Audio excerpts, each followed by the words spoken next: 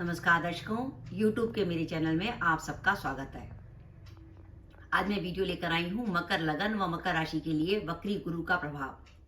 देवगुरु बृहस्पति 4 सितंबर 2023 से वक्री होने जा रहे हैं और वो 31 दिसंबर 2023 तक वक्री ही रहेंगे। गुरु के वक्री रहने का प्रभाव मकर लगन व मकर राशि के जातकों पर क्या पड़ेगा, इस वीडियो में हम इसी बात का विचार करेंगे। अगर आपका मकर लगन है तो भी आप ये वीडियो देख सकते हैं और अगर आपकी मकर राशि है तो भी आप ये वीडियो देख सकते हैं। सबसे पहले हम देखें कि देवगुरु बृहस्पति मकर लगन में किन भावों के स्वामी होते हैं और इस समय वर्तमान में कहां पर गोचर कर रहे हैं। देवगुरु बृहस्पति मकर लगन में एक तो तीसरे भाव के स्वामी होते हैं और एक द्वादश भाव के स्वामी होते हैं। तीसरा भाव होता है हमारा सोशल कनेक्टिविटी का, हमारी यात्राओं का, हमारे भाई बहनों का, हमारी राइटिंग स्किल का, जो लेखन कार्य से जुड़े लोग हैं या जो कंप्यूटर की फील्ड में है या कम्युनिकेशन की फील्ड में है। और द्वादश भाव होता है हमारी यात्राओं का, हमारे अस्पताल से जुड़े खर्चों का और कोर्ट केसेस वगैरह का। यानी मकर लगन में अगर हम गुरु की बात करें तो गुरु एक शुभ स्थिति में नहीं है, क्योंकि वो तीसरे और 12वें भाव के स्वामी है जिनको शुभ भाव नहीं माना जाता। लेकिन गुरु क्योंकि एक महत्वपूर्ण ग्रह है और स्वयं धन के कारक हैं और पति के कारक हैं, वैवाहिक सुख के कारक हैं, तो उनका गोचर हमेशा आपको इफेक्ट करेगा। वर्तमान में देवगुरु बृहस्पति इस समय गोचर कर रहे हैं चौथे भाव में, मेष राशि में, जहां उनकी राहु के संग होती है। आपका चौथा और दशम भाव इस समय राहु केतु के अक्ष में है। गुरु चौथे भाव में है, यानी आपका द्वादश चौथे भाव में बैठा है। और इस समय वर्तमान में 17 जून से आपके लग्नेश शनि भी वक्री चल रहे हैं, जो कि दूसरे भाव में है, जिसके कारण वो लगन से इफेक्ट देख रहे हैं। यानी ओवरऑल ग्रहों की स्थिति मकर लगन व मकर राशि के लिए बनी हुई है कि ये हमारा कुटुंब भाव है। कुटुंब भाव का स्वामी वक्री होकर लगन में जा रहा है, जो इस बात का संकेत दे रहा है कि कुटुंब से दूर जाने का संकेत। और यहाँ पर द्वादश भाव का स्वामी चौथे भाव में आ गया, जहां से हम घर का सुख देखते हैं। यानी हर तरीके से आपकी यात्रा का संकेत बन रहा है।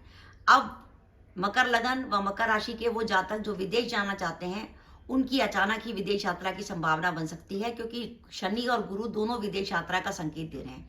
तो मकर लगन व मकर राशि के वो जातक जो कि फॉरेन सेटलमेंट का सोच रहे थे और बाई चांस उनकी कुंडली में बुध या गुरु की दशा या अंतर्दशा चल रही है, तो ऐसी स्थिति में उनके लिए फॉरेन सेटलमेंट का समय काफी अच्छा है।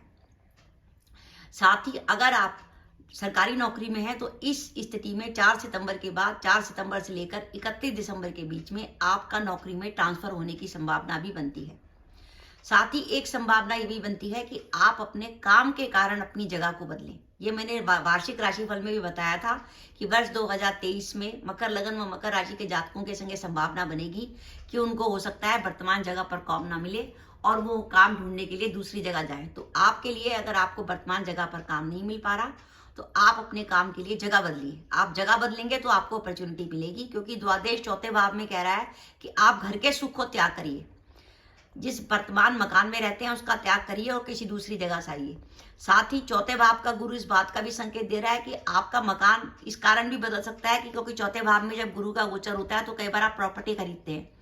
हो सकता है कि आप नया मकान ले लें, जिसके कारण आप वर्तमान मकान को छोड़ दें। तो इन सब बातों का संकेत चौथे भाव का गुरु दे रहा है। अब वो चौथे भाव का गुरु जो वक्री हो गया है, वो तीसरे भाव से इस बात का इफेक्ट दे रहा है कि अचानक आपकी यात्रा की संभावना बनती है, नौकरी में ट्रांसफर की संभावना बनती है और ये भी संभावना बनती है कि आप अपने कार्य के कारण अपना निवास स्थान परिवर्तन करें। जो मकर लगन व मकर राशि के जातक अपने विवाह के इंतजार में थे, उनका विवाह संबंध तय हो सकता है। देवगुरु बृहस्पति की दृष्टि सप्तम भाव पर होगी मीन राशि से और लगन से शनि महाराज सप्तम भाव को देख रहे हैं, तो विवाह का गोचर बिल्कुल तैयार है। अगर गुरु इसके साथ साथ गुरु अगर आपकी जन्म कुंडली के शुक्र को भी देख रहे होंगे, जैसे फॉर एग्जाम्पल आपका मकर लगन है, शुक्र आपके भाग्य भाव में बैठा है या शुक्र आपके लाभ भाव में बैठा है, शुक्र आपके सप्तम भाव में बैठा है, तो गुरु के शुक्र पर दृष्टि इस बात का संकेत है नाड़ी सिद्धांत से कि शादी का समय आ गया। तो शादी का समय आ गया और दाम्पत्य जीवन के लिए भी समय अच्छा रहेगा, क्योंकि दाम्पत्य सुख के भाव सप्तम भाव में अपनी उच्च राशि को देवगुरु बृहस्पति देखेंगे।